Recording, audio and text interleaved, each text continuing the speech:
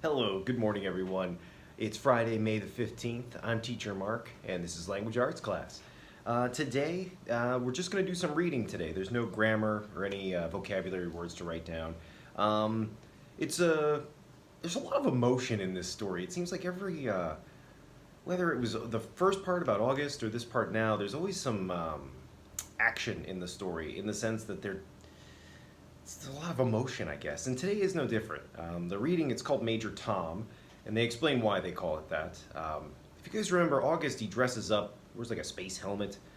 There's a song that mentions a person in space named Mr. Tom. So you get to kind of see a little bit more about Via and her friends, which is interesting. A lot of what we've read about Via so far is similar to what we read about August, but their experiences are very different, you know. What it's like being in the family, and then what now we're going to see what it's like with Via and her friends and that sort of thing. And this is one part that you kind of see Via as her own person. Not all of the reading today revolves around August for once. Of course he's in there because the story's pretty much about him, but yeah, I think it's pretty good. You get to see a little bit more about just like how people change. And I think you guys, again, I think you'll understand this because we're almost to the end of 5th grade, and you're going to be in 6th grade next year. And I know some of you are going to be taller, you're going to be older, you're going to be different.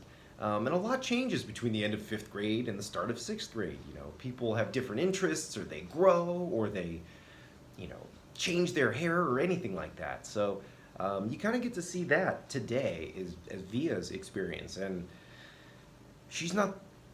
she feels like she's not the most popular person because her friends don't really include her in some of this stuff. So I think it's kind of interesting. If, you know, I'm not a girl, I've never gone through the experiences that she has, but I think we can all put ourselves in those shoes and sort of understand what it's like to be part of a group and maybe feel a little bit left out and, you know, how that feels. So that's really all we have to do today. Just some reading. Again, it's a little bit dense. There's not as much conversation, which is... this week I've been trying not to give you guys too much, especially with the language arts and the English, because the reading is more dense. It's different than the first part, and I think, you know, taking your time to read these things is important. I would personally, if it were me, and I do this because I'm the teacher, but if I were you, I would read these things more than once.